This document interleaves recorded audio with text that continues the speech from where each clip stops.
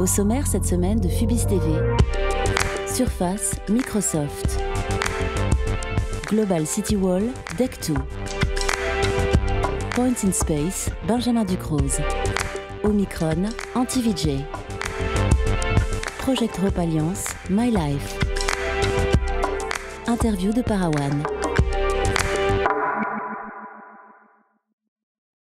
Microsoft dévoile sa tablette Surface destinée à concurrencer l'iPad d'Apple dans une vidéo très sobre et très réussie.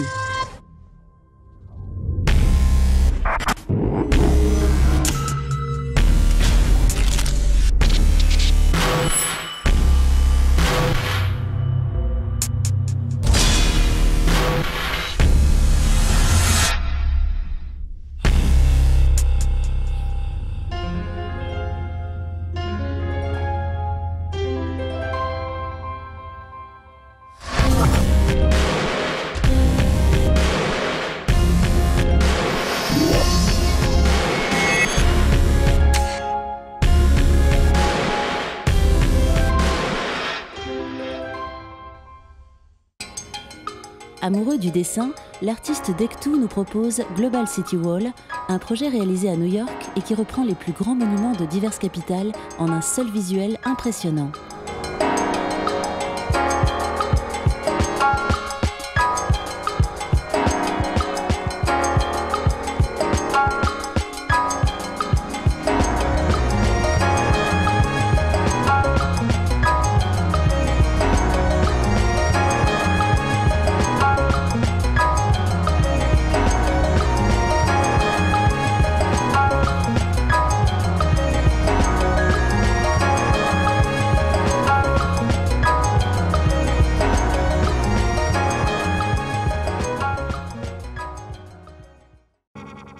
Une vidéo réalisée par le créatif français Benjamin Ducruz à l'occasion du Melbourne Fringe Festival. Grâce à une photographie à longue exposition, l'artiste a utilisé plus de 1000 feuilles format A0 pour symboliser le mouvement dans la ville.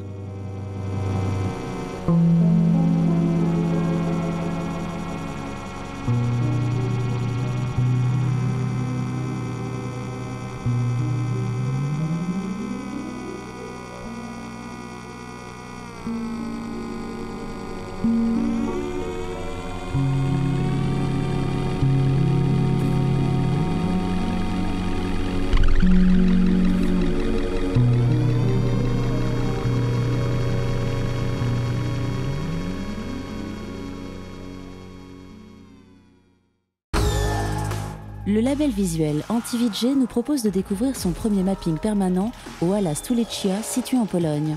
Un rendu magnifique pour ce projet appelé Omicron.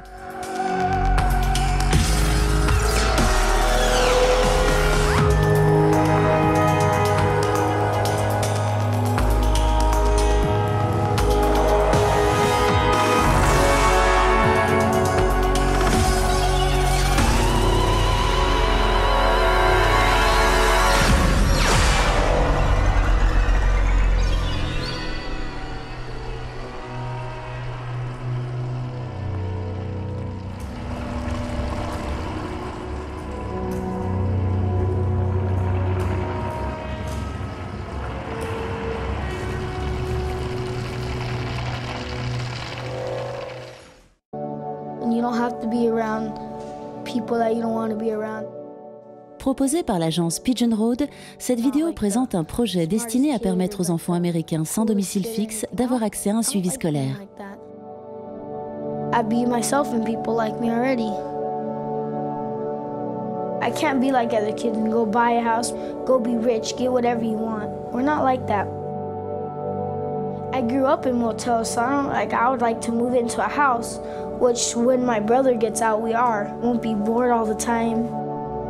They might have a house, they might have a backyard, they might live in a neighborhood where there's all kids, not just old grown-ups that are always grumpy.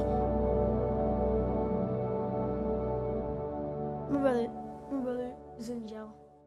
Wake me up, wake me up, wake me up. Baby, don't wake me up. Rencontre avec l'artiste électro Parawan pour Fubis TV à l'occasion de la sortie de son nouvel album Passion. Baby, don't wake me up. Alors, je m'appelle Parawan. C'est bien sûr pas mon vrai nom c'est Jean-Baptiste Delobier. J'ai commencé à produire de la musique en produisant des groupes de rap en fait, il y a quelques temps. J'ai un peu élargi mon éventail quand j'ai sorti un album solo et ensuite j'ai fait de la musique de film, donc je me suis retrouvé à faire tout simplement de la musique électronique, plus ou moins instrumentale. Et je sors maintenant mon album qui s'appelle Passion, qui est mon deuxième en fait, album solo officiel on va dire. J'ai un peu une deuxième personnalité, une deuxième vie qui est que j'ai étudié à la FEMIS et que j'ai du coup réalisé un certain nombre de courts-métrages et notamment mon dernier clip en fait. Le morceau Lean On Me était là dès le départ, ça fait partie des premiers morceaux que j'ai fait sur l'album. On a choisi de mettre ce morceau-là en avant pour en faire un clip, parce qu'il représentait pour nous assez bien l'album. On s'est dit voilà, il y a des côtés extrêmement pop et extrêmement expérimentaux dedans.